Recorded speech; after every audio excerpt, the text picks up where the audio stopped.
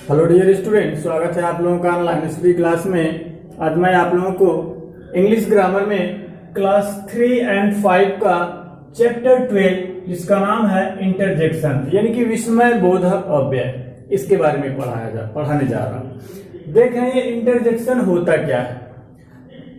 Part of speech का ये भी एक अंग होता है। पार्ट ऑफ स्पीच में जैसे कोई भी वाक्य हमारा बनता है वो पार्ट ऑफ स्पीच से ही बनता है। तो उसमें क्या क्या हो सकता है, नाउन को noun, verb, adverb, preposition, conjunction, interjection, article, ये चीज उसमें होते हैं जिसको बारी बारी से सभी चीजों को बताया जा चुका है। अब इंटरजेक्शन की बारी है। विस्मय बोधक कैसे जानेंगे किसी वाक्य में ये शब्द इंटरजेक्शन का है। तो सबसे पहले ध्यान से देखेंगे कि इंटरजेक्शन क्या होता है।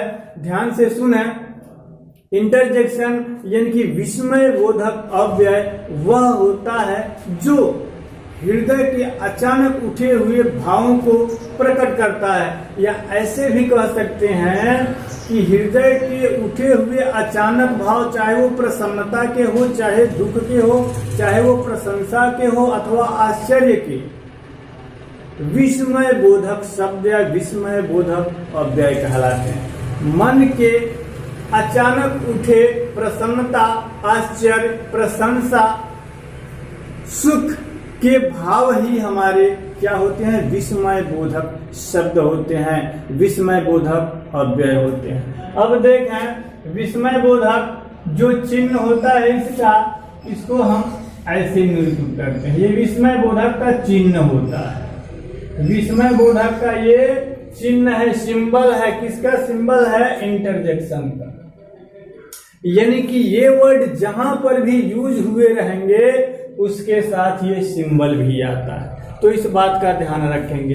तो ये तो हिंदी में डिफिनीशन था। इंग्लिश में क्या होगा? The word which expresses some sudden feelings of hurt, of joy, sorrow, praise और surprise is called interjection. The word which expresses some sudden feelings of joy, sorrow, praise, surprise of the heart is called interjection, विस्मय बोधक। Definition देखें। The word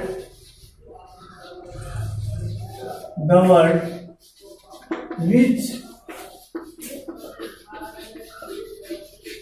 expresses some sudden feeling of joy, sorrow or praise of the heart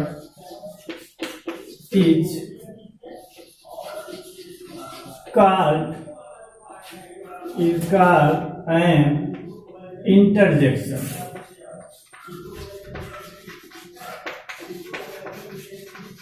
Is called an interjection. The word which expresses some sudden feelings of joy, sorrow or praise.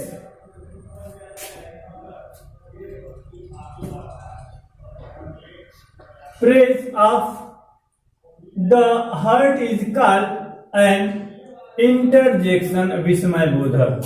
देखें the word वह शब्द विच जो expresses व्यक्त करता है, सम sudden feelings कुछ अचानक feelings भावनाओं को, ऑफ जॉय किसके भावनाओं को, प्रसन्नता के, दुख के और प्रेज अथवा प्रशंसा के, ऑफ द हार्ट हृदय के।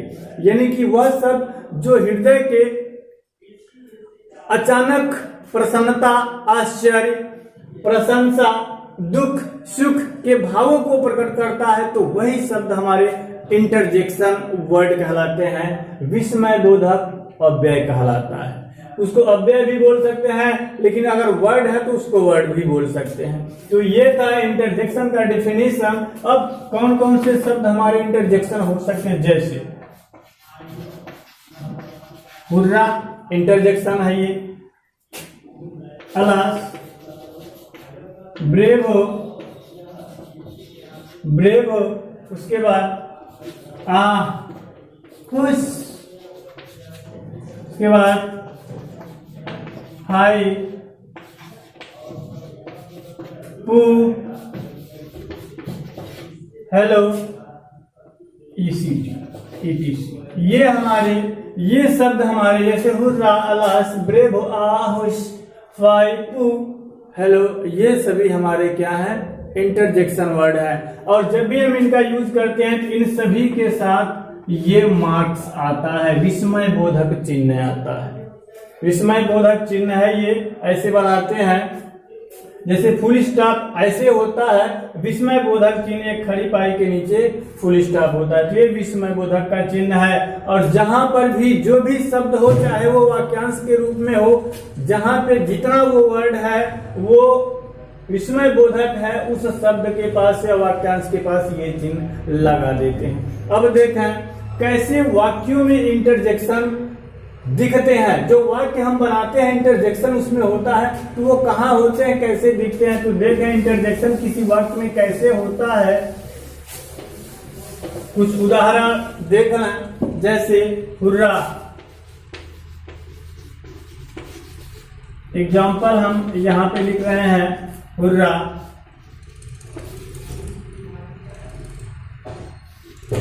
We have won the match. Bravo,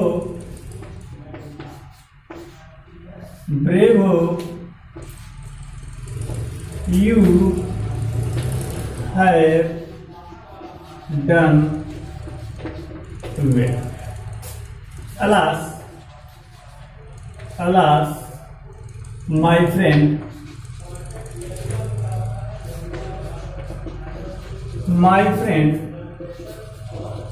has been ruined.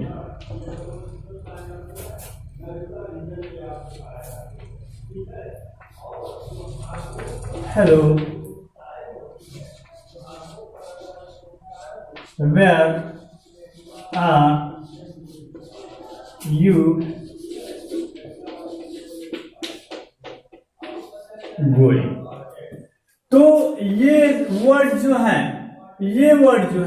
Hurrah, bravo, alas, hello, ये जो वर्ड है, जो एग्जांपल हम दिए थे, तो यही वर्ड हमारे इंटरजेक्शन वर्ड है। ये बस ब्रेवो, हुर्रा, अलास, हेलो, ये हमारे कौन से वर्ड हैं? विस्मय बोधक वर्ड है। बस इसको यही मतलब इस चैप्टर को सिखाने का मतलब है कि आप अगर ये वाक्य लिखा गया है तो इसमें इंटरजेक्शन वर्ड कौन सा है वो पहचान सके। तो यही एक शब्द है जो हृदय की आंतरिक भावनाओं को अचानक उत्पन्न कर रहा है। जैसे हुर्रा, जैसे हम लोग कोई गेम खेल रहे हैं, चाहे कोई गेम देख रहे हैं, तो कभी कभी ऐसा होता है जब हमारी पसंदीदा टीम अच्छा कर रही होती है, जीत रही होती है, अपने आप से अंदर के भाव उत्पन्न हो जाते हैं और हम लोग शोर मचाना शुरू कर देते हैं, हुर्रा या अन्य कोई शब्द मुंह से निकलने लगता है। तो वही अंदर की भावना होती है जो अचानक उत्पन्न हो जाती है। तो यहाँ पे ये हुर्रा वही वो शब्द है, ब्रेवो, अलास, हेलो, ये वही वो शब्द है जो मन के आंतरिक भावनाओं को अचानक उत्पन्न हो रहे हैं। तो यही वर्ड हमारे इंटरजेक्शन विस्मय बोधक वर्ड होते हैं। तो ये उम्मीद करते हैं कि आप इंटरजेक्शन वर्ड पहचान गए होंगे। अब बाकी ये भी सब ये वाक्य लिखा हुआ है, तो इन शब्दों में एक बार हम ये बता चुकी, पढ़ा दिए हैं ये सारा चीज, नाउन को नाउन वर्ब, एडवर्ब, इंटरजेक्शन भी बता दिया गया। अब देखते हैं कि इसमें अगर ये इंटरजेक्शन है तो बाकी वर्ड क्या है, तो ये भी जानना है। क्योंकि पार्ट ऑफ स्पीच को बताने का मतलब है, इसको सिखाने का ही मतलब यही है कि आप प्रत्येक वर्ड को जान सकें कि वह पार्ट ऑफ स्पीच का कौन सा पार्ट है। जैसे ये क्या है, इंटरजेक्शन है, ये क्या है, ये प्रोनाउन है, वी क्या है, प्रोनाउन, प्रोनाउन जब पढ़ा रहे थे उसमें बताए होंगे। ये क्या है, वर्ब है, ये इंटरजेक्शन है, ये प्रोनाउन है, ये वर्ब है, ये वर्ब है, ये क्या है, आर्टिकल है, और ये क्या है, नाउन है। इतने शब्द दिए हैं वो अलग अलग डिफाइन कर दिया गया। अब किसी वाक्य में 2 वर्ब आ सकता है, 2 नाउन आ सकता है, 2 प्रोनाउन आ सकता है, तो इससे कोई दिक्कत की बात नहीं है। एक वाक्य में कोई भी पार्ट ऑफ स्पीच का कोई भी पार्ट कई बार भी आ सकता है, वो वाक्य के ऊपर डिपेंड करता है कि वाक्य कैसा है। अब यहाँ पे देखा ये 2 भी आ गया है, मतलब 2 वर्ब आ गया है, तो ये कौन सा वर्ब है, ये कौन सा वर्ब है, तो ये हमारा हेल्पिंग वर्ब है, ये हेल्पिंग वर्ब है, और ये कौन सा वर्ब है, ये मेन वर्ब है। क्योंकि 2 क्रिया जब दिया होता है तो एक हेल्पिंग होता है और एक मेन होता है। तो पार्ट ऑफ स्पीच का ये क्या था, इंटरजेक्शन। ये भी सारी चीजें आपको पहले ही पढ़ा दी गई हैं। तो अब हम उम्मीद करते हैं कि आपको इंटरजेक्शन समझ में आ गया होगा, और न कि इंटरजेक्शन बल्कि पार्ट ऑफ स्पीच के लगभग सभी वर्ड, क्योंकि अब समाप्ति की ओर है, सारा चीज बता दिया गया है, तो वो समझ में आ गया होगा। अगर कहीं कोई दिक्कत हो तो आप इस वीडियो को पुनः देख सकते हैं। धन्यवाद।